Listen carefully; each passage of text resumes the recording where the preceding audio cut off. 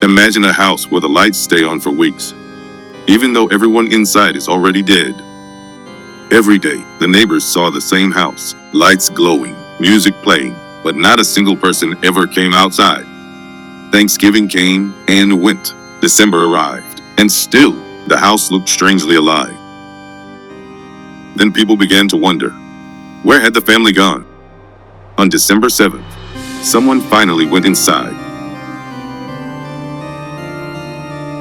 And what they found turned a quiet suburban home into a crime scene. 4 bodies lay in the ballroom. Upstairs, investigators found a 5th victim, John List's elderly mother. 5 people were dead, but the man who had killed them was gone. His name was John List, the husband, the father, and the son. And this wasn't a crime that happened in a moment of rage. List had thought about it, prepared for it, and then carried it out. Before he disappeared, List began erasing the family's presence from the outside world.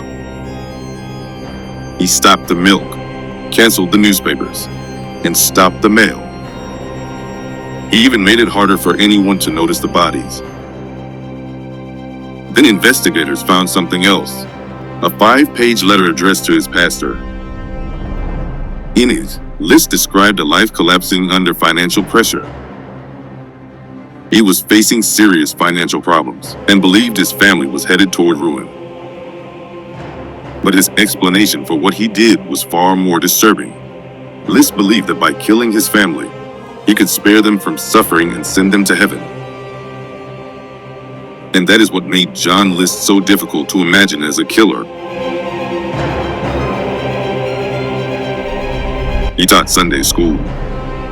He was involved in his church and had been a Boy Scout leader.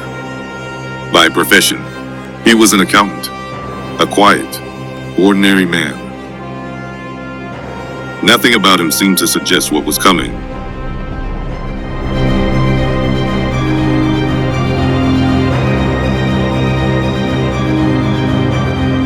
Then, after killing his family, John List simply disappeared. His car was eventually found at John F. Kennedy International Airport, but List was nowhere to be found. Then the tips began. People claimed they had seen him in cities across America, and even outside the country. But every lid collapsed. 1971 became 1972. Then the 70s became the 80s. John List had disappeared so completely, it was as if he had never existed. But List wasn't hiding in a basement somewhere. He was living an ordinary life, under a new name, with a new marriage, in a new church, and once again, working as an accountant. For nearly 18 years, the man everyone was looking for was living in plain sight. Then, in 1989, something happened that List couldn't have planned for. Television brought his face back into the public eye. But there was a problem. The only photographs investigators had were almost 2 decades old. So they turned to a forensic artist named Frank Bender. His task was almost impossible. He had to answer one question. What would John List look like after 17 years?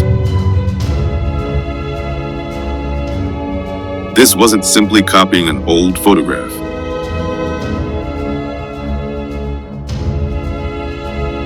Bender had to imagine how List's face had aged.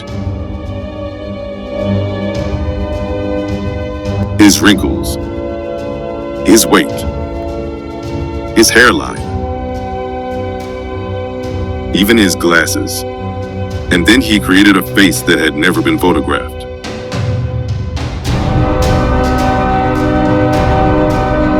May 21st, 1989. America's Most Wanted showed millions of viewers what John List might look like nearly 2 decades later. And somewhere in Virginia, someone was watching. She looked at the reconstructed face, and suddenly, she thought of a man she knew. A man living under the name Robert P. Clark.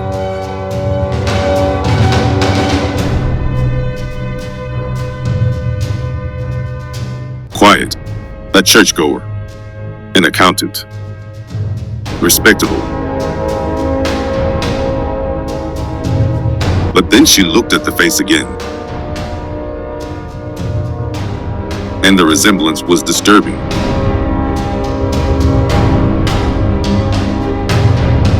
She contacted the authorities.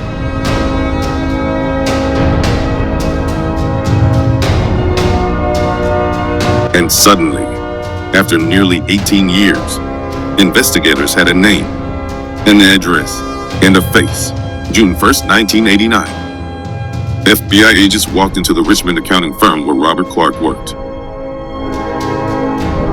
He had spent years building a new identity. But now the past had finally caught up with him. Clark denied that he was John List. Then investigators checked his fingerprints.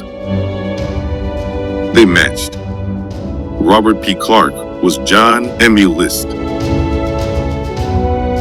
For nearly 18 years, John List had hidden behind a new name, a new life, and a new identity. But in the end, the thing that helped expose him wasn't a photograph of the man he was. It was a prediction of the face he had become.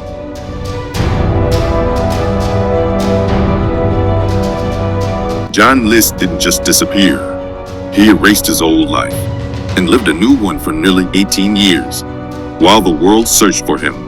And in the end, it wasn't the detective who recognized him. It was a face that had never actually existed. A face created to show what John List might look like after all those years. Think about that. A man successfully hid his identity for nearly 2 decades, only to be recognized because someone imagined what his face had become. Amazingly, John List wore the same style glasses that Frank Bender had used on the forensic bust. What is more disturbing to you? The murders, or the life he lived afterward? Tell me below.